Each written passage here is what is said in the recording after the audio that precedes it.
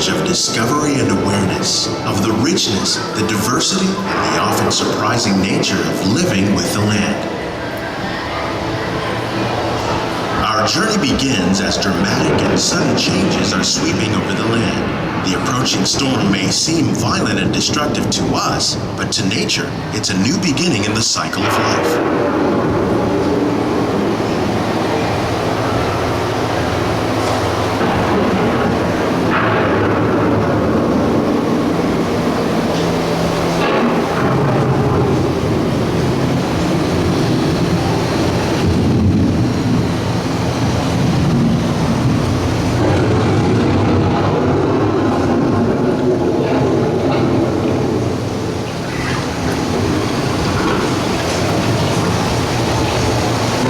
Surface of the land, roots trap water from the flowing mud, extracting precious nutrients and minerals.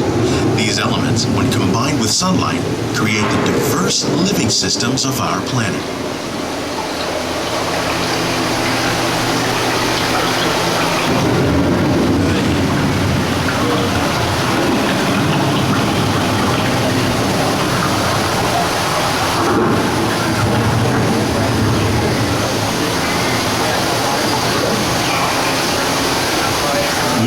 Living systems is the rainforest, home to the most amazing concentration of life on our planet. These dense and beautiful forests cover only a tiny portion of the Earth's surface, but they contain more than half of its plant and animal species.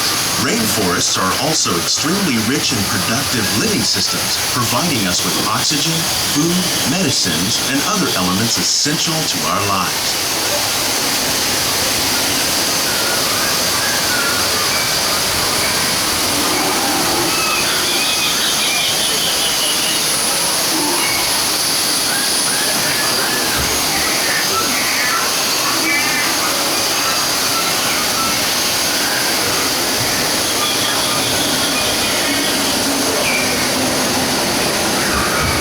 In the desert, nature has created a very different, but no less beautiful living system. And while this arid landscape may seem lifeless, it is very much alive. The plants and animals that have learned to survive in these harsh conditions make use of what little water they can find and avoid the scorching rays of the relentless sun.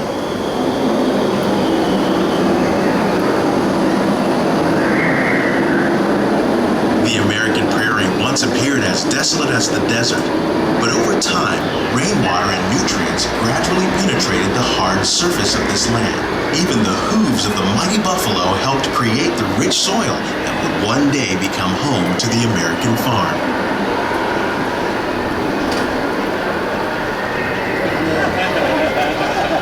How you doing? Whack-a-mole.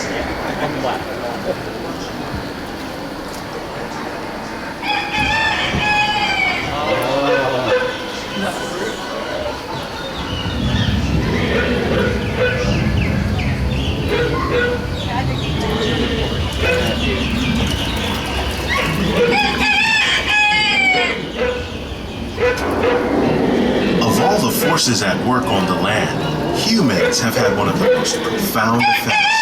The need to produce food for a growing world led to the enormous use and sometimes overuse of the land. In our search for more efficient ways to grow food, we often fail to realize the impact of our methods.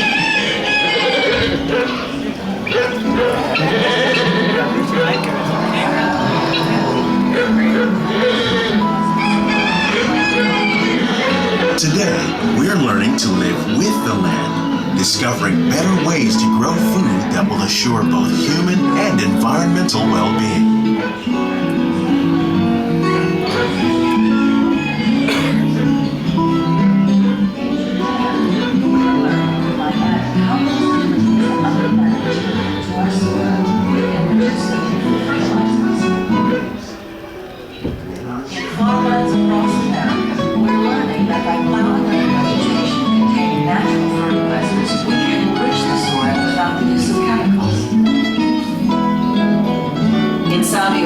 Mexico, we're learning to produce food on desert seacoasts by developing and planting crops that thrive on salt water.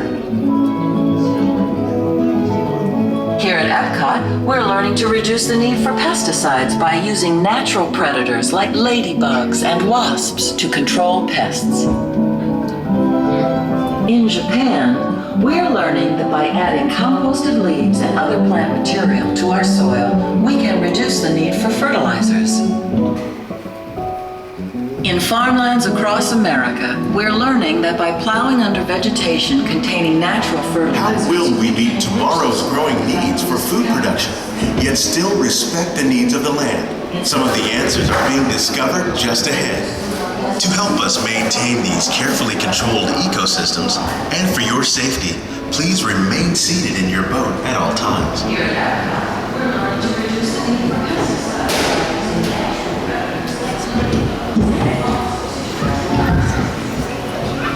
Welcome to our living laboratories, where scientists from Epcot and the U.S. Department of Agriculture are exploring innovative ways to produce bountiful harvests now and into the future.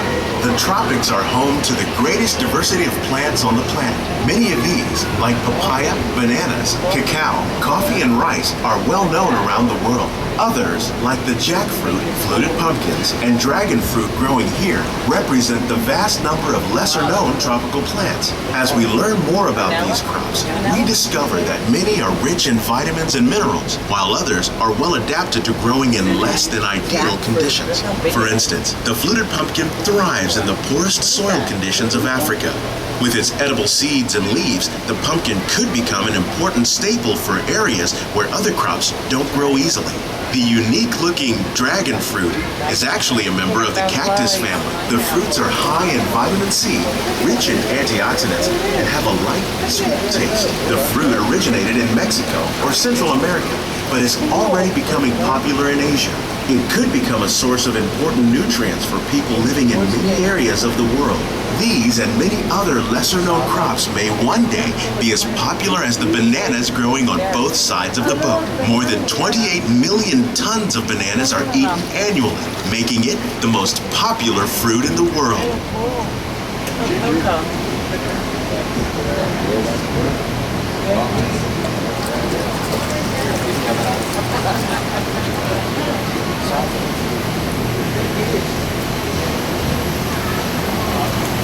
When we mention farming, you probably don't think of fish, but fish farming, or aquaculture, is an innovative way to increase harvests, protect wild fish population, and produce a healthy crop.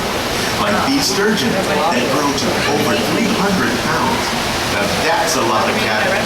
Tilapia, bass, and catfish are three popular crops raised by fish farmers around the world. Most are grown in open ponds, but innovative recirculation systems like ours can conserve water and improve production. More than 200 different species of aquatic animals and plants have been successfully farmed. Even these American alligators can be successfully raised in controlled environments. Nearly half of all fish consumed worldwide is now raised on farms, making aquaculture an important part of our efforts to produce a bountiful harvest and protect natural resources here at the land. We grow about 5,000 pounds of fish each year, many of which are featured in restaurants around Walt Disney World.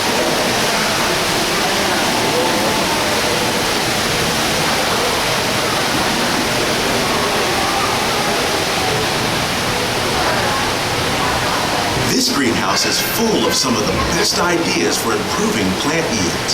Disease and pests are two of the biggest problems facing farmers around the world. By careful selection and crossbreeding, we can grow crops like these sunflowers and winter melons that are more resistant to pests and diseases. Scientists have even been able to breed plants that can flourish in marginal areas where water and nutrients are in short supply. The result of these efforts is higher yields with less impact on the environment.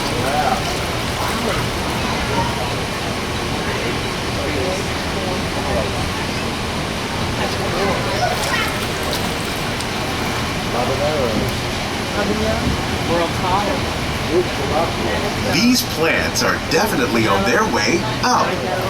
Innovative growing techniques like the ones you see help to increase yields while more efficiently using resources like water, fertilizer, and pesticides. We're growing these nutritious sweet potatoes above ground. This method increases yields, produces larger potatoes, and can be used where rich soil is in short supply. We're growing lettuce using our nutrient film system. This technique precisely controls and recycles water and nutrients. With it, we can produce over 27,000 heads of lettuce a year in this one small area.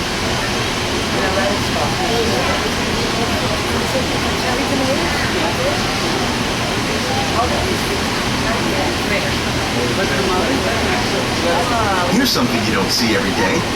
Tomatoes growing on trees. These plants were originally developed by Chinese scientists. Tomato trees live longer and produce many more tomatoes. One of ours lived 16 months and produced over 32,000 fruits. Much of the produce you see growing in our greenhouses is served in the restaurants here at the Land.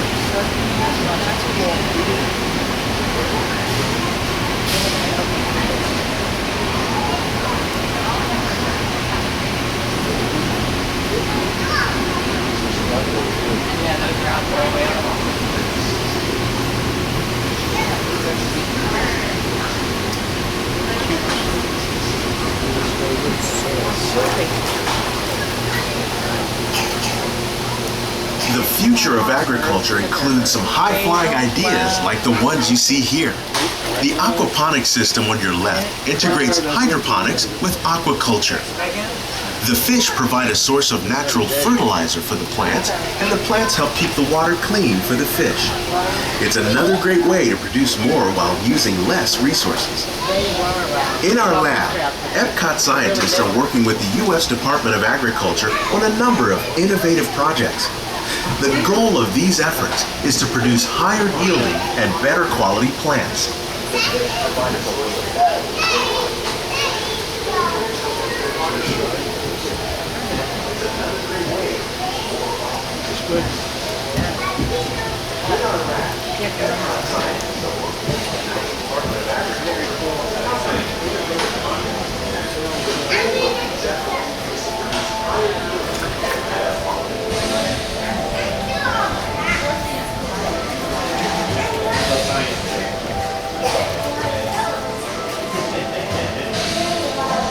These greenhouses represent just a tiny fraction of the work being done worldwide to produce bountiful harvests for our growing population. Around the globe, scientists, farmers, and even backyard gardeners are doing their part to improve the quality and yields of foods that we all rely upon. By working together, we can continue to find innovative ways to increase food production and protect our precious natural environment. Only then will we truly be living with the land.